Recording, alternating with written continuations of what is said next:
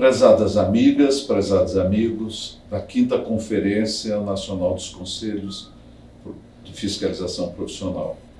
Estamos aqui com a doutora Tatiana Vasconcelos, que é secretária adjunta da Secretaria de Trabalho do Ministério do Trabalho. Ela veio aqui atendendo ao nosso convite para falar sobre a consolidação dos decretos regulamentadores de profissão. Bom dia, doutora. Bom dia, Jenner. Bom dia a todos. Bom, doutora, a primeira pergunta que eu tenho a fazer é: por que fazer uma consolidação de leis e decretos que já existem? Bom, essa consolidação de decretos, ela surgiu no escopo de um trabalho ainda maior, que é a consolidação de todas as normas infralegais trabalhistas que se iniciou em 2019 no âmbito ainda do Ministério do Trabalho, Ministério da Economia, antes da gente se tornar Ministério do Trabalho e Previdência, né? Então a gente está fazendo esse trabalho de identificação, triagem, exame e simplificação de todas as normas infralegais trabalhistas. E um dos grupos identificados foi justamente o grupo dos decretos das profissões regulamentadas. E esse trabalho de consolidação segue o comando da Lei Complementar número 95, que prevê que todas as normas legais e infralegais sejam organizadas por temáticas e consolidadas no início de cada mandato presidencial. Então a gente está simplesmente seguindo aí um comando legal e procurando organizar todo esse arcabouço normativo. Bom, algum conselho ou alguma categoria profissional não será contemplada por essa consolidação? A gente pretende que todas que possuem decretos regulamentadores sejam contempladas, né? Algumas profissões, elas têm somente as leis que guiam, né, que estabelecem ali o seu funcionamento, o funcionamento do conselho e as competências. E outras não, outras têm as leis e os decretos regulamentadores. A gente fez esse trabalho todo de identificação, né, do que são os decretos existentes e, claro, pode ser que algum decreto muito antigo tenha ficado de fora dessa identificação, porque quando a gente chegou no Ministério da Economia, Secretaria Especial de Previdência e Trabalho em 2019, não existia um repositório de normas, então foi um trabalho muito árduo de se identificar o que existe, né, o que está em vigor. Então tem algumas normas antigas de 1930 ou até anteriores, que foram sendo identificadas ao longo do trabalho. A gente entende que nesse momento a gente identificou tudo que existe. Se caso alguma coisa venha a ser identificada posteriormente, esse trabalho ele pode ser complementado, né? A ideia é que essa consolidação seja depois revisitada com o tempo, com a necessidade, e que se caso alguma profissão fique de fora dessa consolidação, ela pode ser inserida depois em um capítulo seguinte. Bom, doutora, nós tomamos conhecimento de que existem mais de 282 profissões ou atividades regulamentadas. Então, uma grande preocupação de alguns conselhos é que, naquela primeira minuta publicada, ou que eles tomaram conhecimento, então eles vinham dentro de um certo capítulo, cada profissão. Muita gente ficou preocupada porque, por que nós estamos junto com uma atividade que não tem nada a ver com a gente? Eu queria que a senhora explicasse essa técnica de ter formatado o decreto. Isso foi bastante discutido, né, no âmbito do Ministério, como seria essa organização dos capítulos. Primeiro, se por ordem cronológica, que parecia não fazer tanto sentido, e depois por ordem temática. Então a gente organizou em alguns grupos. Primeiro, o grupo das ciências biológicas e da saúde, né, que é aquele primeiro título. O segundo título são as ciências econômicas e sociais. Então a gente tem ali as profissões que são classificadas nessa temática. O terceiro são as profissões que se registram somente no Ministério do Trabalho e Previdência. Então tem ali os artistas, jornalistas, e essas profissões que não têm conselhos profissionais, mas que se registram lá no âmbito do Ministério. E por último, outras profissões que têm os seus decretos, que se registram, mas em ministérios diferentes, que é o guia de turismo, o orientador educacional e o corretor de seguros.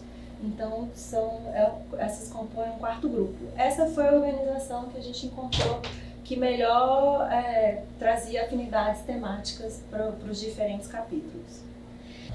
Doutora Tatiana, existem decretos que têm textos que repetem única e exclusivamente o dispositivo da lei.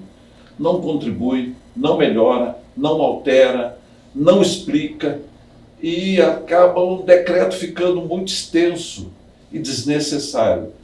Na consolidação, é possível excluir esses dispositivos?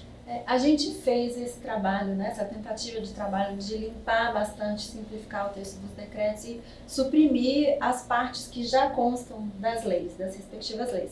E eu confesso que a gente encontrou um pouco de resistência dos próprios conselhos, né, nessas reuniões, mesmo em coisas que já estão na lei, a gente fala, olha, não precisa suprimir. Algumas a gente precisa deixar por conta do contexto, para o texto do decreto ter um contexto, e outras a gente poderia suprimir sem problema, mas a gente teve esse tipo de resistência. Então, para tranquilizar todo mundo, o que já era vigente, a gente acabou mantendo, né? Poderia até ter sido um pouco mais simplificado, a gente acabou mantendo. Se fosse o caso, né, de ter um decreto inteiramente repetindo a lei, aí não faz sentido nenhum. A gente não tem nenhum que chega a esse ponto, né, de repetir inteiramente.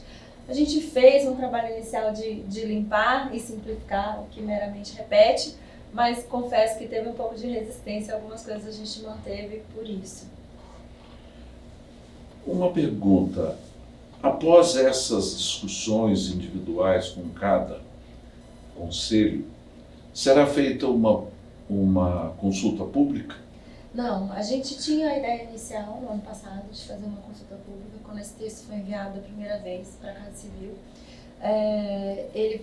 Foram feitos vários apontamentos, né? Quem recebeu o texto viu que tinham vários questionamentos, e aí a gente optou por fazer as reuniões bilaterais com cada um desses conselhos para ir sanando esses pontos levantados, até porque os decretos são bem restritos ao que está na lei.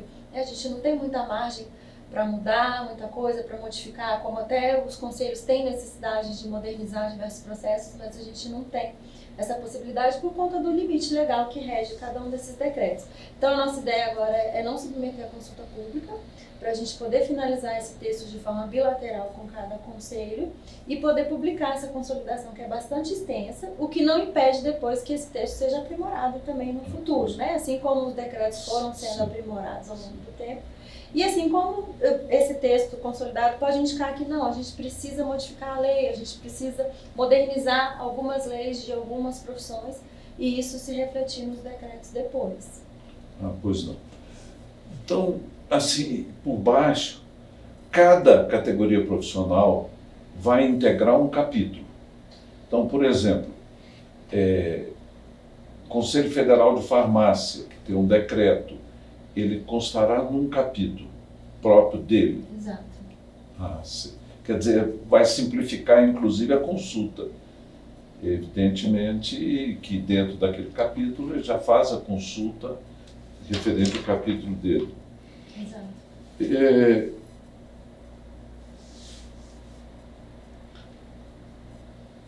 Todos os conselhos profissionais federais que foram contemplados na consolidação dos decretos receberam para conhecimento a análise dos seus respectivos textos? Todos receberam, todos tiveram esse contato desde do ano passado, né? Desde do meio do ano passado, que a gente iniciou esse contato bilateral para poder construir o texto, aqueles quadros comparativos e ajustando o que era possível.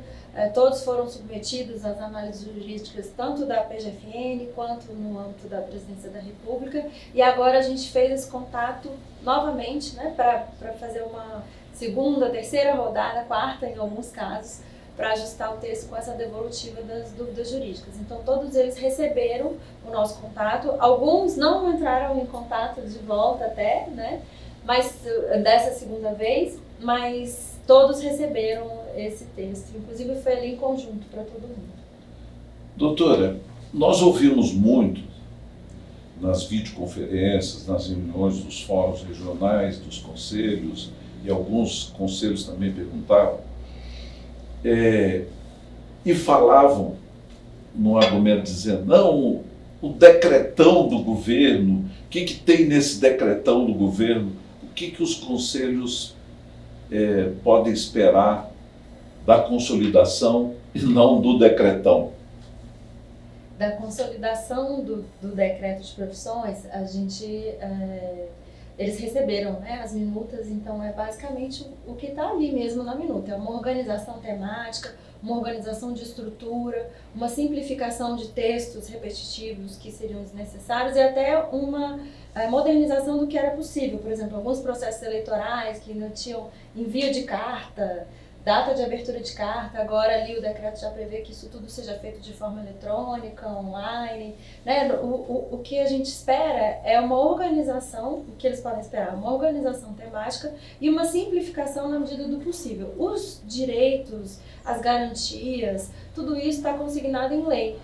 É importante deixar muito claro, né, que a instituição dos conselhos, a instituição das competências que estão previstas em lei, continuam lá na lei. A lei é a maior, né, é o que rege tudo aquilo ali. Então, não precisa ter insegurança em relação ao que vai acontecer com a publicação do decreto, porque a lei é soberana e rege todos esses decretos. Bom, nós ouvimos a doutora Tatiana Vasconcelos, que foi quem trabalhou com todos os conselhos na elaboração da consolidação dos decretos, e eu agradeço a participação dela, e a conferência ficou abrilhantada pela sua participação. Muito obrigado. Obrigada, doutor Jenny. Eu queria agradecer também o empenho e o comprometimento das equipes de todos os conselhos, né, que têm entrado em contato com a gente, que têm se disponibilizado a fazer reunião, a analisar o material, a devolver por escrito. É um comprometimento bem grande de todos os conselhos profissionais também e da nossa equipe lá interna, né? Eu não faço nada sozinha, então tenho ali a Daniela Pique, que é assessora também, que trabalhou arduamente nesse trabalho, e mais uma equipe aí de umas 20 pessoas que trabalham nesse decreto de profissões, que eu tenho que agradecer todo mundo também.